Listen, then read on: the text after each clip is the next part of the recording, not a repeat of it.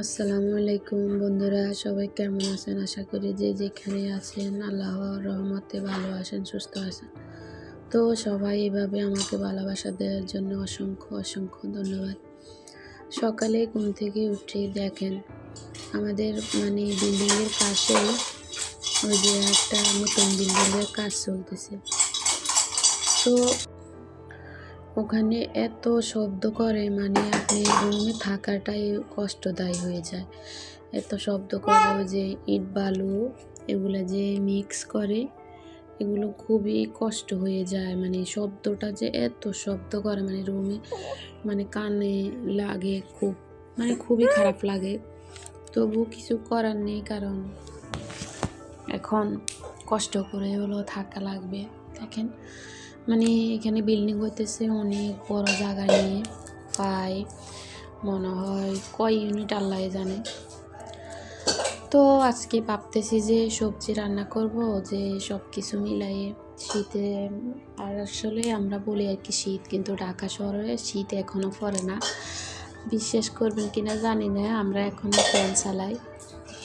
গ্রামে অনেক শীত, কিন্তু শহরে এত শীত নেই। তো আমি এখানে সব সবজি ভাবছি যে সব রকমের সবজি রান্না করব একসাথ করে, আর মুরগির চামড়া ভুনা করব। তো এখানে আমি সবজিগুলো কুটে নিচ্ছি, সব রকমের সবজি। এখানে সিম, তারপরে একটা আলু নিছি, তারপরে আলু, বেগুন, তারপরে একটা নিছি, মূলা নিছি, আর ফুলকপি নিছি অর্ধেক। ফুলকপি দিব। আমাকে যে আপনাদের ভাইয়া না করছিল ওদিন, বলছে যে ফুলকপি আর এনো না, ফুলকপি আমার কাছে আর ভালো লাগে না। তো আমি কালকে যখন দোকানে গেছিলাম কাঁচা বাজার আনার জন্য, তো দেখতেছি যে ফুলকপিগুলো একদম তাজা তাজা। তো দেখে লোভ লেগে গেল, আমার কাছেও এখন আর ভালো লাগে না। যে কোনো তরকারি 1-2 দিন খাওয়ার পরে না, আমার কাছে যত স্বাদে হোক ওই তরকারিটা আমার কাছে আর ভালো লাগে না। তো তবুও আনছি, আনার পরে বাবুর আব্বুকে বলতেছি আর কি যে আজকেও ফুলকপি একটা আনছি। তো ও বলতেছে আর কি, কেন আনছো? বলছি না আর আনতে না, আমার কাছে ভালো লাগে না। তো বলছি যে সমস্যা নেই, কালকে সবজি রান্না করবো। তো সব ধরনের একসাথে দিয়ে মাছ দিব না, সবজি রান্না করবো।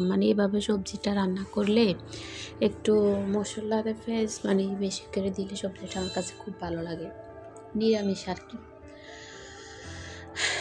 আসলে আপনার কাছে যখন টাকা থাকবে, পয়সা থাকবে, হ্যাঁ, তখন আপনি এর আত্মীয় স্বজন একজনের বিয়ে হইতেছে, কিন্তু ওরা তারিখ দিয়ে দিয়েছে, কিন্তু আপনি যখন বলবেন যে আপনি যাবেন না, আপনার জন্য তারিখ ফিসাবে। টাকা এমন একটা জিনিস যে আপনার সম্মানটা কোথা থেকে কোথায় উঠাবে। আবার এমন জিনিস যে আপনার কাছে টাকা নাই, আপনার আপন ভাই বোনও আপনার খবর নেবে না।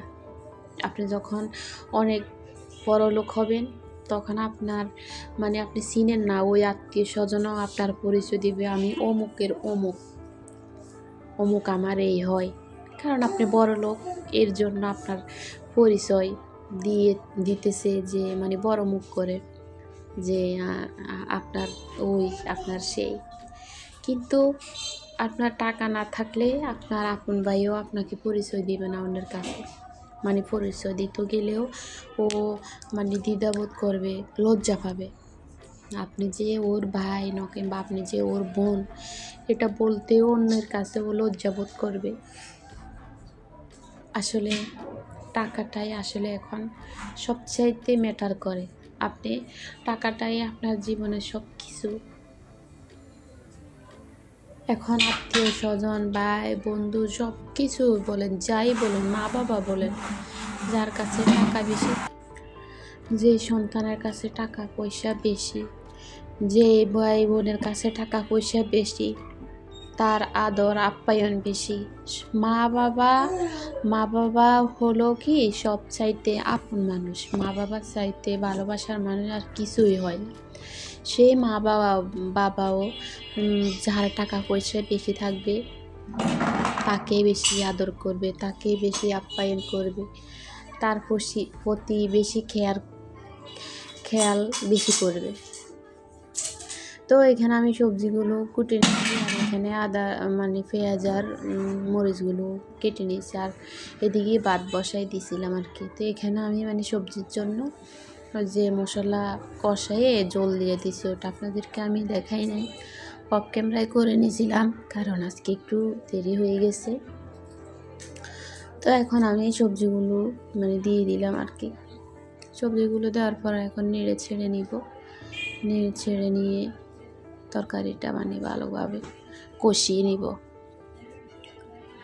তো মানে খুব খারাপ লাগে কথাগুলো বলতে, যে নিজের এমনও দেখেছি যে ছেলে, আসলে ছেলেরা না সংসারে যার জন্য বেশি করে, মা বাবার জন্য বেশি করে, আমি দেখেছি ওই সন্তানকে আবার মা বাবা বেশি মানে চাবে, বেশি তার বউকেও বেশি চাবে। আপনি দেখবেন যে বউ সংসারে চুপ করে থাকে, সেই বউকে বেশি ঠকায়, বেশি অত্যাচার করে। মানে ও তো চুপ করে আছে, ও তো কাউকে কিছু বলে না, ও তো কারোর সাথে কিছু শেয়ার করে না, তারপরে স্বামীও কিছু বলে না, ওর স্বামী যাই বলুক চুপ করে থাকে। ওই বউকে সবাই ঠকায়, সবাই ওকে শাসন করে, সবাই ওকে কটু কথা বলে। কিন্তু যে বউ মানে শাশুড়ির সাথে শোভা করে, তারপরে ননদের সাথে শোভা করে, তার সাথে ভয়ে কেউ কথা বলে না, তাকে বলে কি যে বেয়াদব। আমি মনে করি ও বেয়াদব হলেও আমি মনে করি যে ভালো, ওর সাথে কেউ কথা বলতে পারে না। কিন্তু যে কথা বলে না, তাকে সবাই কথা শোনায়, তাকে সবাই কটু কথা বলে। তো তরকারিটা রান্না হয়ে গেছে, এখন আমি আপনাদেরকে দেখাইতেছি, মানে তরকারিটার কালার খুব সুন্দর আসছে। আমি এখানে কোনো গুঁড়ো মরিচ অ্যাড করি নাই, মানে কাঁচামরিচ দিয়ে রান্না করছি। দেখেন মানে তরকারিটা অনেক সুন্দর আসছে। তো রাত্রে আপনাদের ভাইয়া এখানে আনছিল, দুধ আনছিল 5 কেজি, মানে আমাদের 5 কেজি 10 কেজি একসাথে আনে দুধ। তো আনার পরে এখন আমি এগুলো ফ্রিজে রাখবো, আর আধা কেজি মানে জাল দেব খাওয়ার জন্য। আসলে আপনাদের ভাইয়া যেখানে কাজ করে না, যেখানে চাকরি করে, ওই মালিকেরই গরু আছে। আর রাতে ডিম সিদ্ধ দিছি সবার জন্য একটা, আর এখানে এই যে দুধ গরম করে নিয়েছি। তো আমাদের মানে আমরা এক জায়গায় একটা বুকিং দিয়েছিলাম, দোয়া করবেন সবাই। তো ওখানে মানে আপনাদের ভাইয়াকে একটা গেঞ্জি উপহার দিছে আর কি।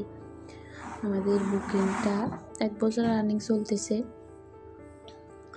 তো ওইটা নিয়ে একদিন আপনাদেরকে ভিডিও করে শোনাবো, মানে ওটার গল্প, এবং ওটা ইনশাআল্লাহ যখন সফল হয়ে যাব তখন ভিডিওতে আপনাদেরকে দেখাবো যে কেমন হয়েছে। আসলে অনেক শখ, অনেক ভালোবাসার একটা দিয়ে। তো যদি আল্লাহর রহমতে সফল হলে আপনাদেরকে আমি আমার সেই সফলতার গল্প শোনাবো, এবং ওটা আপনাদেরকে দেখাবো, আপনাদের সাথে শেয়ার করব। আর আপনারাও ঘুরে আসবেন, কোথায় বুকিং দিলাম এবং কেমন, সব কিছু মিলে আপনাদেরকে দেখাবো। তো আপনারা দেখে নেবেন।